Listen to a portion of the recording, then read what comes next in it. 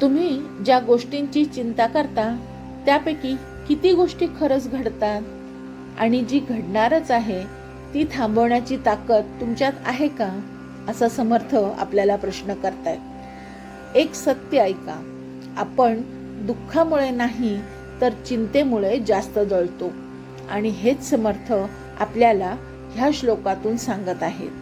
श्लोक: मनी मानव व्यर्थ चिंता वहाते, अकस्मात होणार होऊन जाते. घडे भोगणे सर्व ही कर्मयोगे, मती मंदते खेदमानी वियोगी. जय जय रघुवीर समर्थ. माणसाच्या आयुष्यातील सगळ्यात मोठा शत्रू कोण असेल तर तो बाहेरचा शत्रू नव्हे तर त्याच्या मनातलाच शत्रू आहे, असं समर्थ रामदास स्वामी आपल्याला या श्लोकातून सांगत आहेत. तू दुःखाने नाही तर चिंतेने जास्त त्रस्त आहेस. आपण भूतकाळात अडकतो, भविष्याची काळजी करतो आणि वर्तमान हातातून निसटतो. व्यर्थ चिंता म्हणजे सगळ्यात मोठे दुःख. समर्थ म्हणतात, माणूस व्यर्थ चिंता करत बसतो. चिंता आणि चिता ह्यामध्ये एका अनुस्वाराचा फरक आहे. चिता जी मृत माणसाला जाळते आणि चिंता जी जिवंत माणसाला जाळते. आणि हे जाळणं हळूहळू होतं. म्हणजे प्रथम निद्रानाश, तणाव, मानसिक अस्वस्थता. माणूस दुःखापेक्षा त्याच्या विचारांनीच जास्त दुःखी होतो.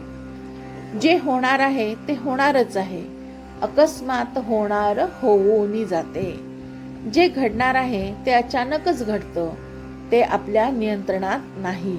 मग प्रश्न असा आहे, जे आपल्या हातातच नाही त्यासाठी आपण का चिंता करतो? भगवद्गीतेमध्ये भगवान श्रीकृष्ण म्हणतात, कर्मण्येवाधिकारस्ते मा फलेषु कदाचन. म्हणजे तुझं काम तू कर, परिणामांवर अधिकार दाखवू नकोस. कर्मयोग, जे येतं ते भोगावंच लागतं. घडे भोगणे सर्व ही कर्मयोगे. आपण प्रत्येक सुखदुःखामागे कारण आहोत. आपलीच कर्म, म्हणजे ती संचित असो किंवा प्रारब्ध असो, ही आपल्या सुख आणि दुःखाला कारणीभूत आहे. आपण भूतकाळ बदलू शकत नाही, पण भविष्य घडवू शकतो. म्हणून वर्तमानात योग्य कर्म करणे हेच ह्याच्यावरचा उपाय आहे. खेद आणि वियोग हा मूर्खपणा आहे, असं समर्थ म्हणतात. मती मंदते खेदमानी वियोगी. समर्थ म्हणतात, जो सतत खेद करतो तो विवेकी नाही. घटना घडून गेल्यावर शोक करून काही बदलत नाही. वियोग म्हणजे मृत्यू किंवा विरह अपरिहार्य आहे. येथे आपण एक उदाहरण पाहूया. श्रीरामांनी सीतेचा वियोग सहन केला. श्रीकृष्णांनी स्वतःच्या डोळ्यांनी वंश नष्ट होताना पाहिला आणि त्यांनी त्याचा स्वीकारही केला. चिंता म्हणजे श्रद्धेचा अभाव. गुरु नानक म्हणतात, चिंता करणे म्हणजे देवावर विश्वास नसणे. जर आपल्याला खरंच विश्वास असेल तर आपण शांत राहू शकतो. कुठल्याही परिस्थितीत आपल्या मनातील श्रद्धा दृढ पाहिजे की भगवंत माझ्या बरोबर आहे. गीतेतील हे वचन योगक्षेमम वहाम्यहम, हे भगवंतांनी ह्याच गोष्टींची पुष्टी केली आहे की भगवंत भक्ताची काळजी घेतो. गोंदवलेकर महाराजांचे एक उदाहरण आपल्याला माहितीच असेल की मे महिन्यात बेलसऱ्यांचे शिबिर घेत असत. शिबिराला 2,000 ते 2,500 लोक उपस्थित राहत असत. एक वर्ष महाराष्ट्रात पाण्याची टंचाई होती. गोंदवल्यातील सर्व विहिरी आटल्या होत्या. फक्त महाराजांच्या मंदिरातील विहिरीला पाणी होतं. गावातील सर्व मंडळी त्या विहिरीचे पाणी नेत असत. विश्वस्तांना असे वाटले की शिबिर मे महिन्यात घेण्याऐवजी पाऊस पडल्यावर गुरुपौर्णिमेच्या वेळी घ्यावे, म्हणजे कोणालाच त्रास होणार नाही. आपला निर्णय बेलसरेंना सांगण्यासाठी सारे विश्वस्त मुंबईला गेले. त्यांना आपला निर्णय सांगून विश्वस्त मंडळी पाण्याच्या दुष्काळाचे वर्णन करू लागले. तेव्हा बेलसऱ्यांनी त्यांना एकच प्रश्न विचारला, गोंदवल्यात महाराज आहेत ना? आपण देवस्थान चालवतो असे त्यांना वाटते.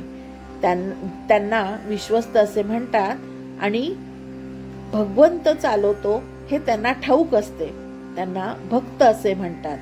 बेलसरे निष्ठावान भक्त असल्यामुळे त्यांना महाराजांची खात्री होती. शिबिर मे महिन्यातच झाले आणि पाऊस पडेपर्यंत मंदिराच्या विहिरीचे पाणी सगळ्या गावाला पुरले. आपण जर भगवंतावर श्रद्धा ठेवली तर तो आपली काळजी घेतो. भगवान के घर देर है अंधेर नाही. देर आहे म्हणजे आपल्याला वाटते, याचा अर्थ आपल्याला घाईघाईने सर्व हवे आहे, पण भगवंत योग्य वेळ आल्यावरच आपल्याला सगळ्या गोष्टी देतो. म्हणजेच येथील असा संदेश आहे, श्रद्धा असेल तर चिंता लागत नाही. आजचा माणूस भूतकाळात अडकलेला आहे, भविष्याची भीती आहे, वर्तमानात हरवलेला आहे. चिंता ही त्याला सवय लागलेली आहे. आपण विचारही करत नाही आणि विचारांमध्ये अडकत जातो. चिंता म्हणजे कल्पनेतील दुःख. 90% चिंता कधीच घडत नाही, पण आपण ती आधीच जगतो. म्हणजेच आपण न घडलेल्या गोष्टींसाठी दुःखी होतो. कर्म आपल्या हातात आहे, परिणाम देवाच्या हातात आहे. जीवनात दुःख कमी करायचं असेल तर घटना बदलू नका, विचार बदला, असं समर्थ सांगतायत. जे आपल्या हातातच नाही त्याची चिंता सोडा आणि जे आपल्या हातात आहे त्यावर काम करा. चिंता सोडली तरच शांतता मिळेल. जय जय रघुवीर समर्थ.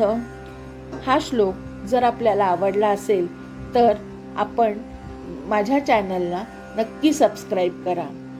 ह्या श्लोकाचा अर्थ मला जसा समजला तसा मी मांडण्याचा प्रयत्न केला आहे. यात जर काही त्रुटी असेल तर क्षमस्व.